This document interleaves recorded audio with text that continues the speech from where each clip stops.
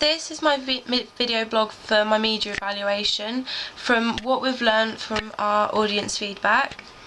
we got told that as we used 2 characters instead of 1 character, it was really good and that it challenged the conventions of normal short films where usually there's only 1 main character. So the fact that we've used 2 characters to be the main centre of attention, that we got told that that worked well. And we got told that the twist at the end follows the conventions of short films and it worked really well. So we're glad that we've used that twist so that it followed the codes and conventions, so we didn't challenge that.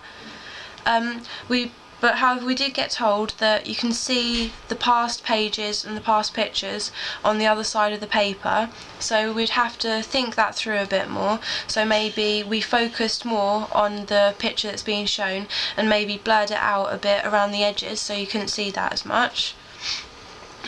Also, the colour of the table changes on the titles, but we thought that as we'd have to think about that a lot more, as we filmed the titles separately to the rest of the film, and we filmed the titles on 2 separate days, so we'd have to think more about the time of filming as we filmed on 2 separate lessons. So one was in the morning and one was later on in the afternoon, so that made the table change colours for the amount of light that was coming in, so we'd have to think that through more. So that's what we learnt from that.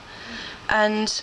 we did get told that as we weren't refined to just the pages because we used real objects as well as the drawings, it was really good as it kept the audience's attention, and we've learnt that that's a good idea to try and challenge the codes and conventions of short films so that people are kept interested.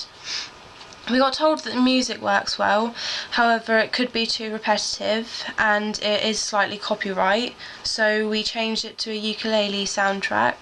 And we also got told that the sound effects worked well, so we should use more. So in our final edit, we put a lot more sound effects in, so it cancelled out the fact that the soundtrack wasn't as interesting as it could be, so the main focus was on the sound effects, so it kind of brought the film more to life. And we got told that it could have gone a bit quicker, but we did think that we could make it slightly quicker. However, it would then be under 2 minutes, and to make it longer so it wasn't too short, we'd have to make a lot more drawings and create the storyline to be even longer, which would have taken a lot more time and it probably wouldn't have been to such a high quality. We got told that the paper aeroplane idea worked well, so we've learnt that using ideas that we just brainstorm that people usually wouldn't think would work actually can work well if you incorporate it into the storyline,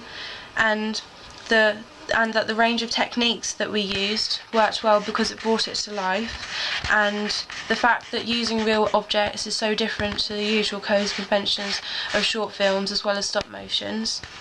The fact that it worked and brought it to life was really good, so we learnt that we should stick to these ideas. But the last thing that we